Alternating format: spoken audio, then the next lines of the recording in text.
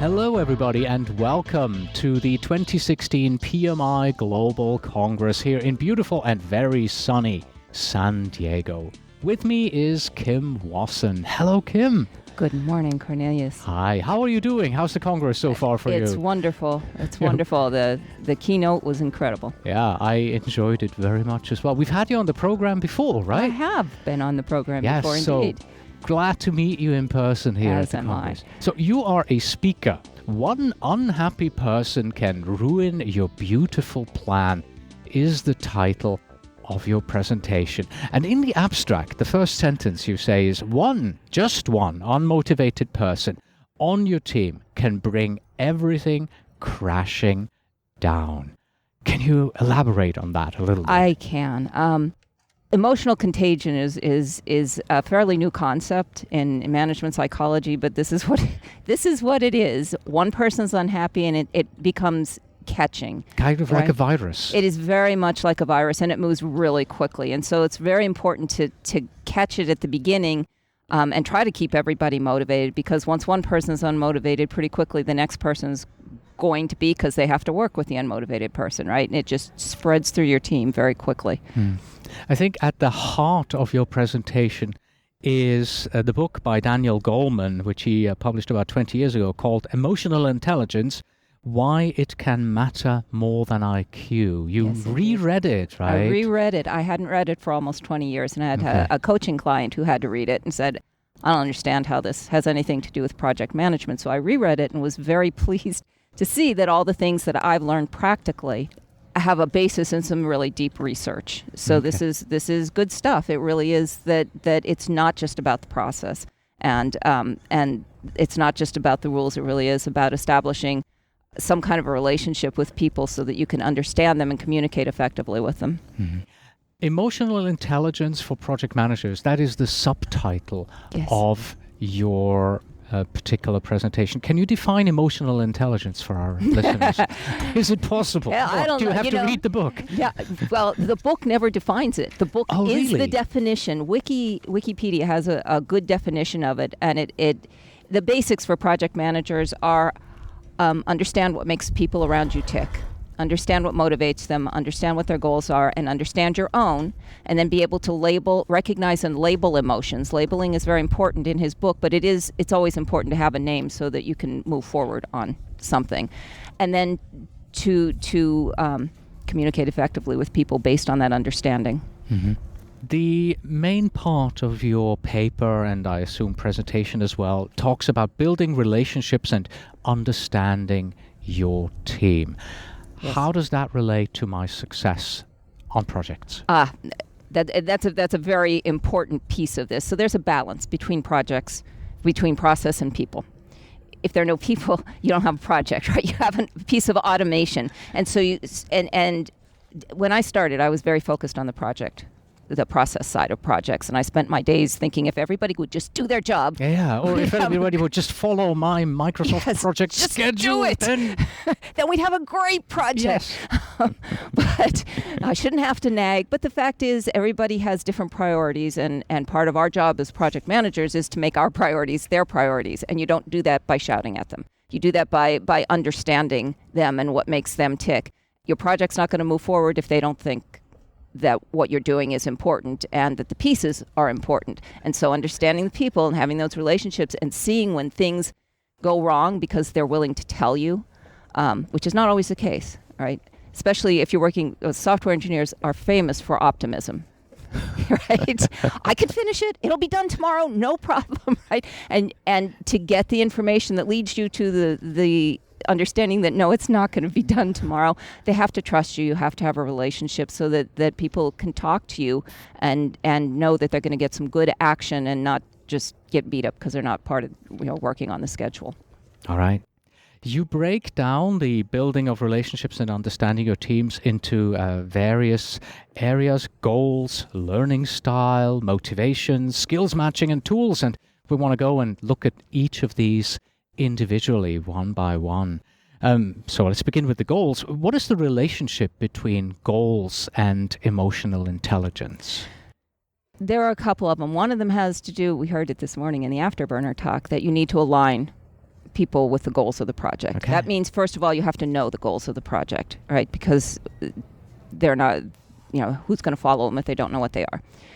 You need to get people to participate. People need to feel like they belong. You're going to get better results if once you have the goals that people can contribute to best ways to achieve those goals as a team. So that's buy-in, and that's part of emotional intelligence. And finally, everybody has their own goals. Everybody's, right, we all have our individual goals. If you establish a relationship and can understand what people's individual goals are, you can help them meet the goals within the parameters of the project. For example, if you have an engineer who wants to go into marketing and you're on a project and you need a marketing liaison, if that engineer can handle it, send her on. Let her be the marketing liaison. Let her see that she is achieving her goal. You're fulfilling something on the project. She feels heard. Your company's better off because she can figure out whether she wants to go there or not. So it's a win all around. But the big thing is she's achieving her goal and not looking outside the project for some other thing that might help her do that. On the flip side, you find out if people have goals that don't line up with the project goals, because that's a problem, right? You either need to find them a different project or figure out how to align them, or at the very least, if none of those things work, you need to keep an eye on places where the goals are going to run into each other and be a problem. Mm. When you say it's important and it's part of emotional intelligence to get the goals across, whose emotional intelligence are we talking about? Mine as the project leader, or the emotional intelligence of the team as a whole? Yes. Or everybody? Everybody. Okay. Really it is, because half of emotional intelligence is understanding your own, and the other half is understanding what's going on with other people. And so you really do need to have those two things come together. Okay.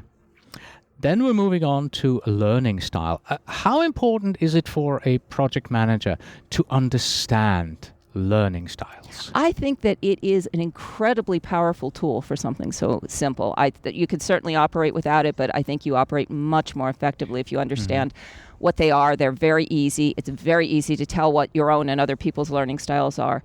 And even if you don't do that, understanding what they are so that you can communicate in multiple styles at once, which is much easier than it sounds. Really not any additional work, just a matter of organizing what you're doing. People are very busy. Right, and they're going to take. Everybody learns in all the styles, but people take in information most easily in one or two of the ways, and so you're gonna be at the top of their list if it's easy. Right, we're all very bombarded with information. We're going to cherry pick first, and so you want to be sure that you do that, and that helps everybody communicate effectively both ways. Mm-hmm.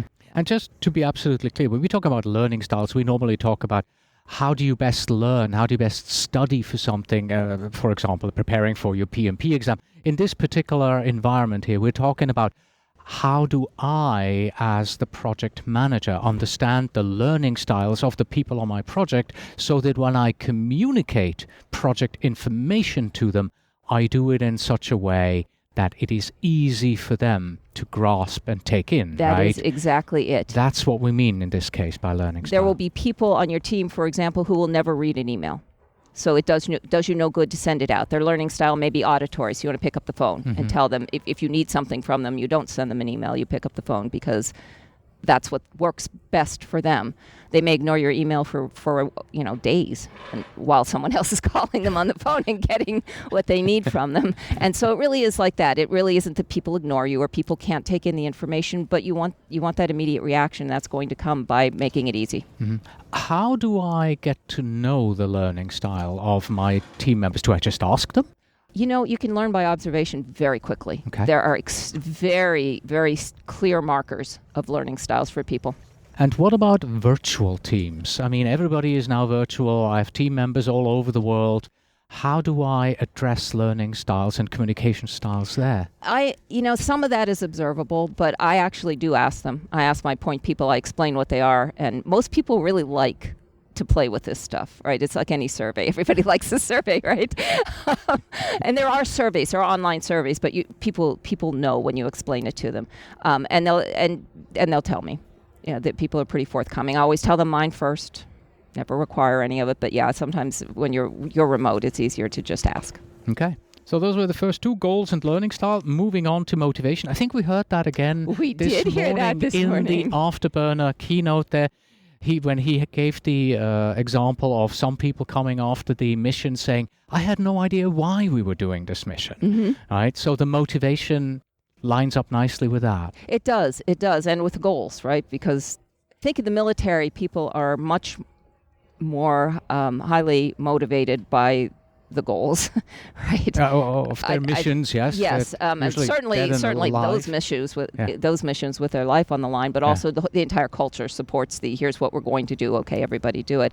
And so you have to add to that when you're in the private sector, I think. And people are motivated by many, many different things, and that can be a little hard to find out. But the more you find out, the better off you're going to be, because it's as with so many other things, easy to help satisfy it once you know what they are. Right. All right. Give us a few examples here in regards to motivating factors and where you would use those in a project setting. Recognition is actually a big one. And in the U.S., for the most part, people like to be recognized in public. That's not true in all cultures, and it's not true with all people. Just basically saying thank you? Basically saying thank you. Susan did this process a different way. It was great. We're going to pick this up and do it again. Sometimes it's the big certificate thing. That's always nice. Right. But usually just a pat on the back. At one point I managed 5 groups of project managers for a big company, and they had 10 active projects each with 15 waiting in the wings. It just was, and all I got were little ninja tchotchkes. Just little things, and we had a monthly meeting, and everybody got their ninja tchotchkes for whatever they finished, and that was something. That was a reward that could be set up on a cube wall, and look, I got 10 of these things. I am really moving on this. Gamification, isn't it? Exactly. It's a big thing. Play is important, but it can be as simple as that. But a recognition, somebody cares what I'm doing. It's important. Another competition, certainly when I work with tech teams, inside the team, competition is usually a huge motivator. Who can fix the most bugs? Whose code has the fewest bugs? People like to play with that, and that's a very easy one, and can be very fruitful and usually very measurable.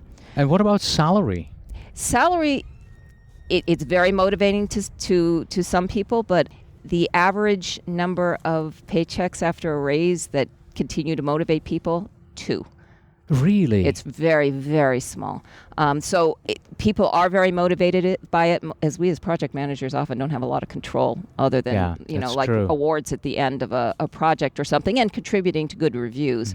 But that's one that's a little harder for us to satisfy. What about bringing food? That is so absolutely important. Of course, if you do it once, then you have to do it every meeting. Oh, there is nothing like food to bring people, and chocolate. Chocolate, I don't remember if I put it in the paper, and I don't know if I'll have time to cover it today, but chocolate is how you tell how your project's going. If you have chocolate in your office, you can tell how much trouble your project is in by how quickly it goes away. And because of the whole concept of reciprocation, if you have something they have to unwrap, like Hershey's Kisses, people will stand there and tell you what's going on while they're eating it. So you get to hear about your project and see the stress level of I can't tell you how many project managers I know who do this. It really, just have bowl something of chocolate to snack on your desk. It has to be chocolate, because none of us were surprised when the study came out that said chocolate relieves stress. We were like, duh. You needed a study to tell you that. We could tell you about that. But it's kind of black gold. It's one of the only universal motivators and WD-40 and duct tape that I have in my toolkit. But there's nothing that will get people to a meeting on time like food. Lovely. Absolutely, for sure. We're moving on to skills matching. Yes, and when we indeed. talk about skills, we have to talk about both hard skills and soft skills, right? Yes. And it's much easier to match the hard skills because I know you're a software developer. I know you're the designer, so that's where you're going to go. Yes. Right? That's where your skills are. But what about the soft skills? The soft skills, which are harder really to get a hold of, are transferable skills, and they go from position to position. And there are things like communications and leadership and presentation skills. I always try to have what I call a mom on my team, and that has nothing to do with gender, but that is the person that everybody comes to with their problems. That's the person who remembers the birthdays. That is the person, as a project managers, we have we have to be the bad guys sometimes too. The project mom doesn't, right? The project mom is the person that's the safe place always to go. And they're the heart of the project team, really, I find. I will take a mediocre technical skill to get a mom on my team, for example, because the results are incredible. Someone who presents well and can communicate outside your team in some cases is extremely important. So the goals of your project, the atmosphere, the environment that you're going to be operating in, who you're going to have to communicate with, all kind of drive what soft skills you need on your project. So you have to evaluate and try to build your team. If you have two people who are equal in their hard skills and one of them brings a critical soft skill, there's no contest about who you're going to select for your team. So I really think it's as important as hard skills, although without the hard skills, you just don't have a chance. And without the soft skills, you raise your odds a bit. How do you learn about the soft skills, in particular when you have a team that's never worked with you before? That's difficult. Part of that's the relationships. Okay. You start to build a little bit, you start to see it. Part of it is word of mouth. You will hear about, if people are particularly good about something, you'll hear about it from the rest of the team. And some of it is just observation. You may have to build your team and then figure out who you're going to put in what roles, not the technical roles, but the supporting roles, because everybody plays some supporting role in your project. And what about the situation where you have zero say over who's on your team? It's just, here's your team, deal with it. Get them and try to work with it. And sometimes what you end up doing in that case is you find somebody who's got the potential, and you figure out how to get them the experience or the training or whatever and the soft skills. If you've got a newbie out of school and you find out they're talking to everybody, that's great. Now you need to channel it.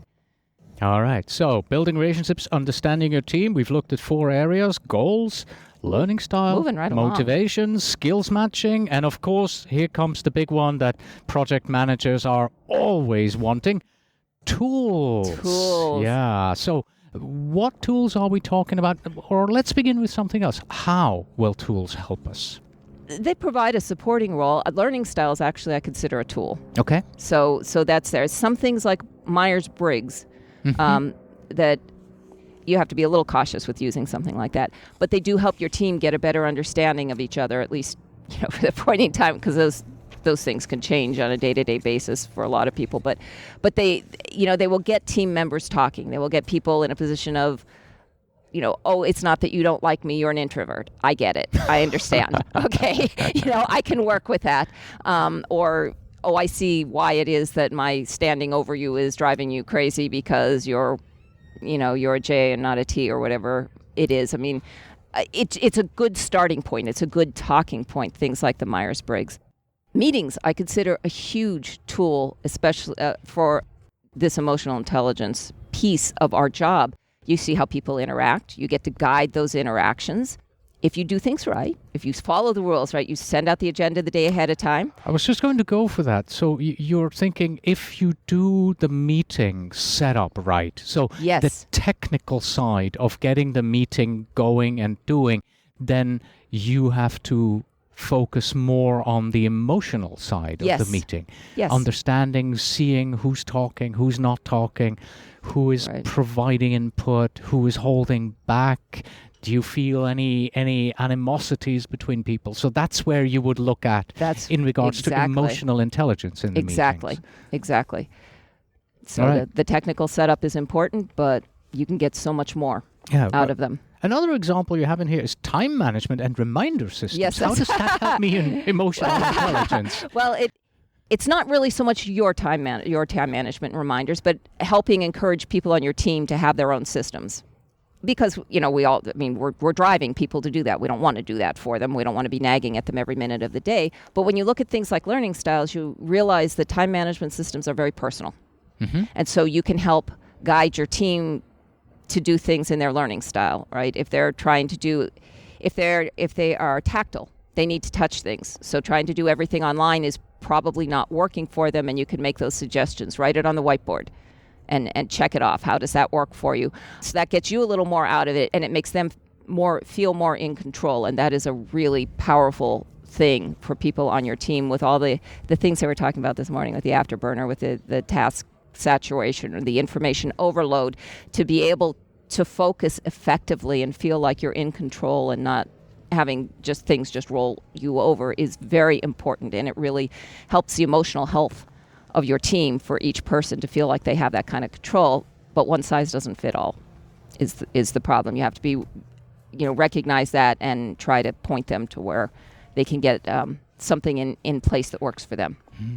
Eisenhower matrix is on here as well. Is that the one with urgency and importance? That's urgent and important. And it's not exactly emotional intelligence, but it is a very simple and pointed prioritization tool that everybody can understand, and that you can use as a shortcut on your team. You want everybody to play in urgent and important, right? You would like not to be an urgent and not the other way. Not important, not urgent, but important. That's where you get the biggest bang for your buck. Keeps you out of urgent and important, because that's the panic situations, right? And so you're working to do that, but it also helps you communicate with people that what you're doing is down here. This is not urgent and not important. And I mean, a lot of times people who are overwhelmed try to spend their time doing those things, and they don't realize it even. And so this is just a piece of shorthand that helps everybody be on the same page without any judgment. It's an extremely non-judgmental tool. It really just is. Is it urgent? That's pretty clear. And is it important? Maybe not so clear, but people usually know. It's just putting them together and recognizing them. Mm-hmm. All right. Goals, learning styles, motivations, skills matching, tools. Other than really applying these on my projects and failing miserably and then not doing the same mistakes next time, how do I, as a project manager, increase my emotional intelligence in these 5 areas? Steady application and paying attention to it. And the, what did they call it? The debrief. A personal debrief will help you. Okay. Right? How did I handle that situation, and could it have gone better? Literally asking the person or asking yourself? Both. Okay. If you have to establish a level of trust with someone for them to actually tell you, I hate it when you do this, right?